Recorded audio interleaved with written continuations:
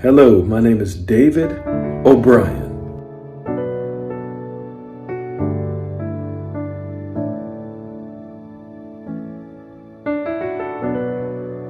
And I'm here for your success in the areas of purity.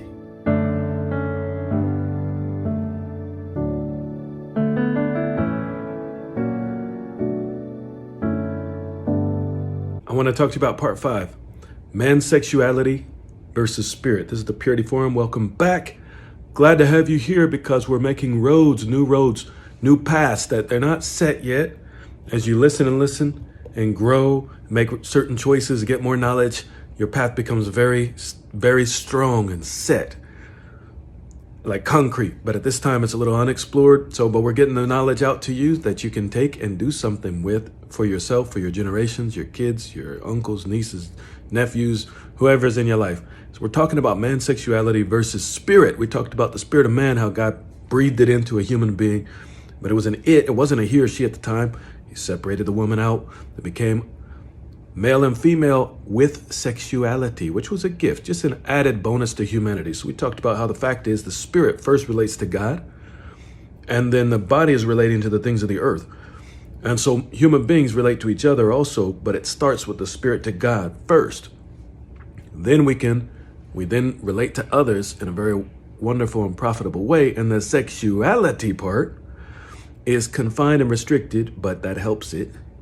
But it's confined and restricted to the certain relationship called marriage, which is the two that were separated out becoming one again within first the covenant that's called marriage. That covenant, which is where you lay down your life for the other person, it's more than an agreement. It binds the two together forever, or for this time on the earth, specifically to the life together. But you'd give death to the old life, which was your single life and your old way. Now you're living in the new covenant, a new life for each other, serving each other. That's called the covenant of marriage. It's the proof of love. Now, when you have that, you have room, you have the place from God, you have the permission, you have the right context for the two to become one again, for sexuality to be as the designer intended. But I mentioned how the spirit didn't need that. That was an extra bonus given to the body and for the mind. And you can exist totally fine, just you and God without it. But now, on the other hand, God did tell the man, he told the man, or he said about the man, he's not good to be alone. And he created the woman as a companion. So there is an innate thing inside of women to be a companion, inside of men to figure out, I can't do this on my own. My life is a mess alone. But now, unless you have a special calling to do that, which is an extreme honor inside of God's system, extreme honor, extreme.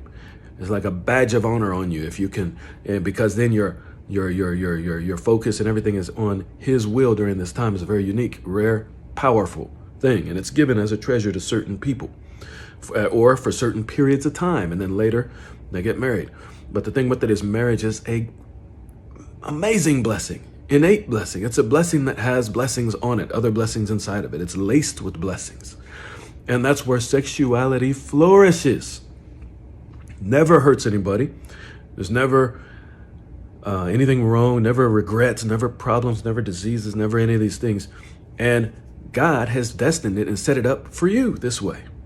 But I want to talk to you more about the spirit part, because when Jesus came, I told you He came to the earth. I told you how He was born in the previous parts of this lesson. What he did was on earth, He did miracles. How did He do it? His spirit, being alive to God, could be directed by God in such a way that the power of God flowed through what He was doing, and it gave people, it taught them what their real value was from God's perspective, not just humans. And also it healed the physical bodies of humans, even dead, dying.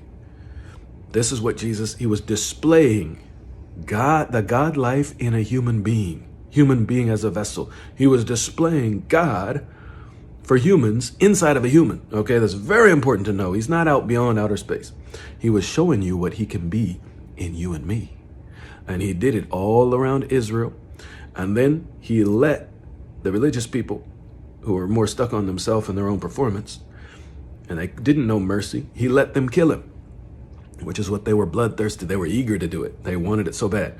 And when they killed Him, They thought they killed him. He laid his life down. And it was a sacrifice and offering up to God that God accepted fully for a new spirit and new heart to be put inside of mankind, so that you can live and think independent of the normal way that the human system or society is living and thinking. Because you get a new connection to God, the Father again, as your Father, not just the Father of Jesus, your Father now. And he begins to live and walk and do things inside of you. And then things just bubble out of your spirit and they overtake the world. They're faster than the world. The world can't keep up or catch up when you're in tune with the Creator and his voice is leading and his power comes out of you. And again, it restores relationships. It heals people's self-identity of their past. You know, they have a problem with their past, and it heals so that they don't have a connection anymore. They don't look back anymore the way they were before. They don't see themselves in the mirror wrongly anymore. And instead, their expectations and all this stuff just explodes. The way they think explodes in a good way, you know, as to their mind is blown on what can happen, what will happen. And then they can be a blessing, an innocent, like loving person to others, you know, just a big, huge teddy bear for others. That's what God does. Doesn't matter what the person's like before, he will do that. Why? He gives you a new spirit. That spirit's responsive to him, and it can absorb the information from him, the knowledge from him, which then comes into you and finds root in you, and then eventually grows, and all this different stuff happens on the inside and blossoms. And next thing you know, you are completely different. You are healing in this earth. You are healing after that. You heal people. You strengthen people. You show Jesus. And sexuality then can't be your number one anymore, because you're restored to God. God's your number one now. And sexuality takes its place. It settles down in your life and takes its place and is inside of the marriage relationship that God gives you also, that you learn how to seek and find. Also, inside of that is where your sexuality stays put. And then things on the outside, they don't challenge you or pull you in the same way they used to. They can't, because you're different on the inside. You're alive. All the way down within you is the life pulsing, which is the life of God inside of you. This is what the whole good news is. Jesus came as a bridge to bring us to God. And then when we come to God, we get transformed and changed on our nature and our inside. All right, so now the possibilities are endless, and you can walk with head held high. He already forgave your past. If you could have been a prostitute, you could have been a this or that, a pimp. He forgave it. It's cut. And then you just say it. You agreed with him and speak it with your mouth. My past is forgiven, it's cut. And then you start walking the new life. Spirit first, not body, not sex organs, not body, not brain. Spirit first. As you do that, everything mends in your life, and sexuality becomes a servant to you to do exactly what God intended it to do from the beginning. Your desires are different. You're walking just like Jesus.